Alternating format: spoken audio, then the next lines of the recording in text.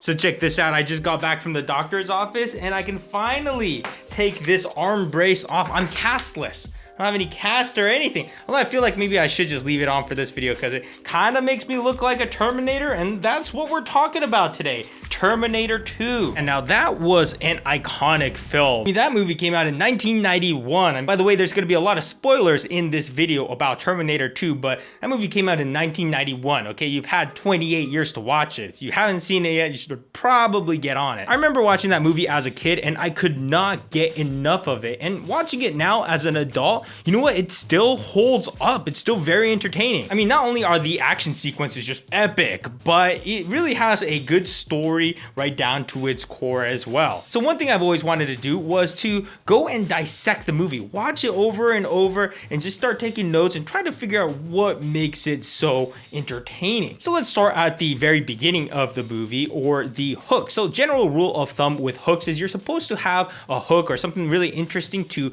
pull the audience in within the first 5 to 10 pages of your script. Now, Terminator 2 is a sequel, obviously, so the first 5-6 minutes of it was actually a recap to bring everyone up to speed. But the first scene after that was the introduction to Arnold's character, where he appears in an alley just butt-ass naked and walks into a biker bar and takes everyone's shit, starting off the movie off the bat with such an iconic scene. And that was a really good hook because I was intrigued. It had me wondering and curious what's going on. And that whole scene of Arnold grabbing that shotgun and hopping on a motorcycle, I mean, the badassery was just insane. So I would say they did a great job on that hook, because I'm not changing the channel after that. So we spend the next 20 minutes introducing our main characters. So we have John Connor, the rebellious kid, the mom that's locked up, and the two Terminators who are looking for John Connor. Now, story-wise, we have completed our setup. We know who everybody is, and now it is time for inciting incidents, which is basically what propels the story. Basically a kickoff to the rest of the movie. Before the inciting incident, John Connor was just living his normal life, doing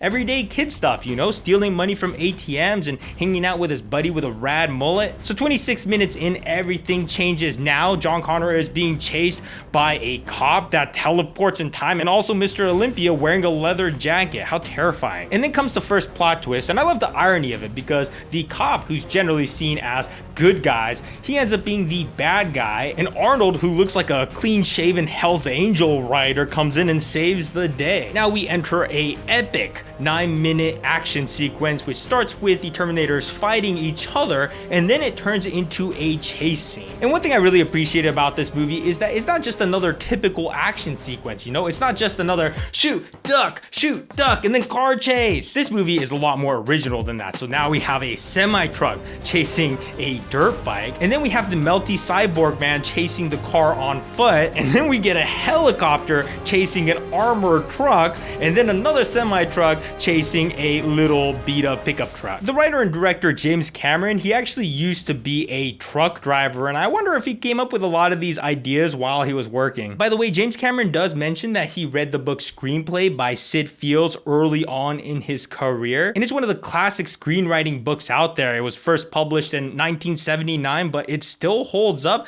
Definitely worth a read if you're into screenplay writing, and I'll link it below if you're interested. So one of the things that I think that made Terminator 2 so successful is that it's not necessarily a simple story, but it's very clear to the audience and it's very easy to follow along. So let's start with a T-1000, the liquid mirror guy. His intention is to kill John Connor no matter what it takes. And then we have Arnold Schwarzenegger, that is basically the complete opposite. His job is to protect John Connor whatever it takes. And then we have Sarah Connor trying to escape the mental institution because she knows what happens and she needs to get the hell out of there to save the planet. And then we have John Connor, who finds out his mom's in danger, so he needs to go get her out of there. And that's one of the common rules of writing, is every single character should have a clear motive and intention. Quite a few action films, I tend to forget, like, what the fuck is everyone trying to do? But Terminator 2 keeps it simple. You can pretty much pause it any point in the movie and clearly state what each character is trying to accomplish. And I also think it helps that John Connor is a kid, so whenever they're trying to explain some of the rules of what the T-1000 can do or any of the sciencey stuff, the Terminator has to explain it to John using little words and, in a sense, explaining it to us. I hate it when movies use too much technical jargon. I'm like, I don't even know what they're saying. So now we're in Act 2, and Sarah Connor makes her big escape from the mental institution and is reunited with John Connor and the Terminator, but at the same time, the T-1000 is there as well. But they get away just in time, and during the getaway and hideout scenes,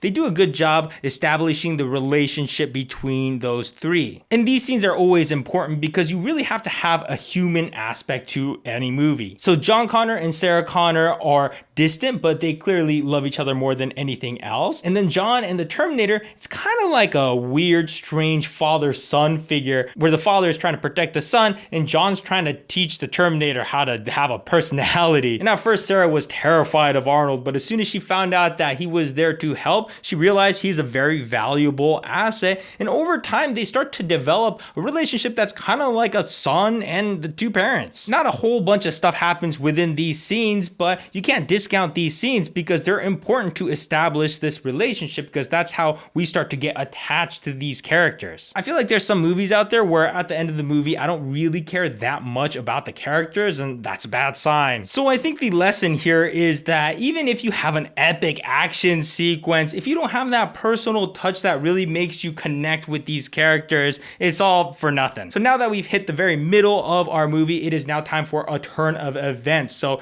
instead of hiding out, Sarah takes off and goes after Miles Dyson, who is responsible for inventing the AI technology that ends up taking over the world. But here's the issue. Miles Dyson is actually a nice guy who's innocent and is just trying to do his job. He's a family man. So when it comes down to the time to kill him, she can't do it. And I think this was actually a really big scene for Sarah's character. It's a big turning point for her because up until this point, she was very cold and almost not very likable. In this scene, we are reminded that she's not committing all this violence because she wants to. It's because she wants to save the world, but she's still a human at heart. New game plan is to bust into Cyberdyne system and blow up the entire factory. Meanwhile, every single cop and SWAT team in town is after them, trying to stop them because they think they're crazy. And of course, this entire movie is just peppered with just iconic scenes all over the place. And finally, we're reaching the climax, which is essentially the three of them versus that super advanced T-1000. There's a chase, there's fighting, there's battle, and climaxes to these types of movies are pretty much always that the bad guy is winning and winning and winning, and just when you think we're about to lose hope, the good guy turns around and does one last move to destroy the bad guy. But I think of it as like a sports game. You know, if you see two teams playing against each other and they're neck and neck the whole game, and finally at the very last minute one beats the other, you're like, whoa! And I think they did a phenomenal job with the ending, because after that epic fight, there was one last twist at the end where he was like, we have to destroy all the chips, but there's one last one in here. You have to lower me into this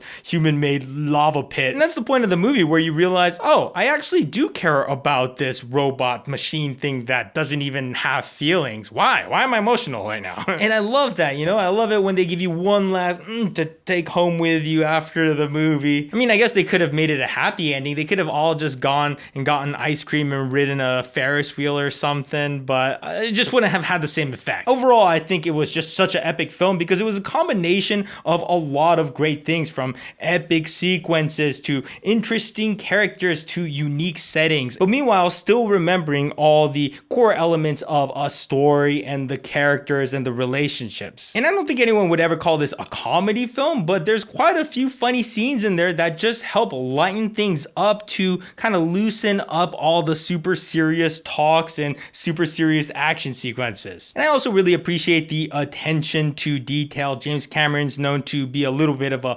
perfectionist, so all the scenes sell. You know, all the actors went out and did some training with guns so that when they shoot guns in scenes, Sarah Connor looks like she knows how to handle a gun. And James Cameron was ahead of his time too. I mean, back then he was talking about artificial intelligent computers taking over the world. Flash forward to today, that's a real concern. And I find find it interesting that he said he came up with the idea during a dream. He was really sick. He had a fever and he was sweating and he had this nightmare and he woke up and then he was like, I'm gonna write Terminator. I also think it was shot very well. I can't imagine what it would be like to shoot all those sequences like that. And part of the deal with Arnold was to always shoot him from a lower angle to make sure that he looks nice, big, and intimidating and scary. After that movie, everyone just assumed that Arnold Schwarzenegger was massive. And I actually saw him once at Paramount Studios, and he is a big guy. He's big, but he's not massive. I mean, if you see him standing next to a really massive guy, you realize, oh, he's actually not that big. And that's what a low camera angle can do for you. I actually have my camera mounted fairly low, so I look pretty tall. A lot of people were surprised when they first met me. They're like, I thought you would have been taller.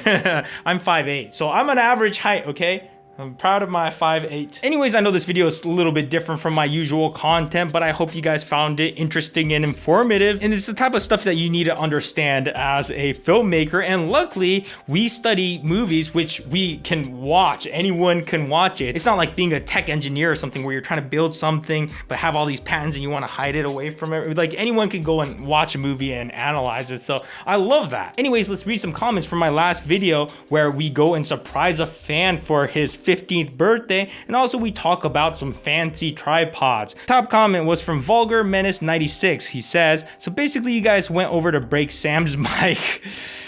I didn't break it, okay? Sam broke it. Blame that guy. I know, right? First he steals his bike and then breaks it, and it's just, how rude. What's your message for the world? Nothing.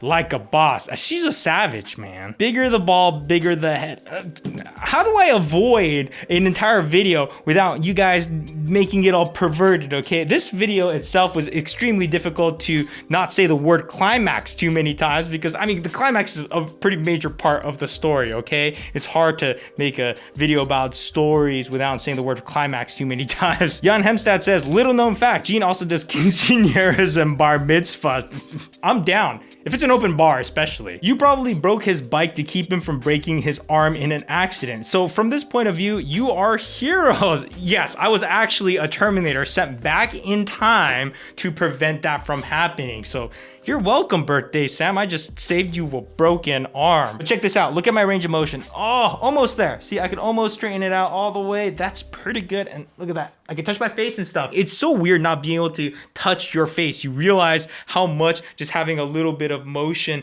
in your left hand can affect you. Now I'm just wearing this thing, which has this like putty stuff. And I guess it has some enzyme that I'm supposed to just hold up to my scar. And it's supposed to break down some of the scar and make it look a little bit less gross and gnarly. So we'll see how this thing works. Anyhow, thanks for tuning in, and don't forget to check out potatojet.com to buy some fresh merch. See you guys later.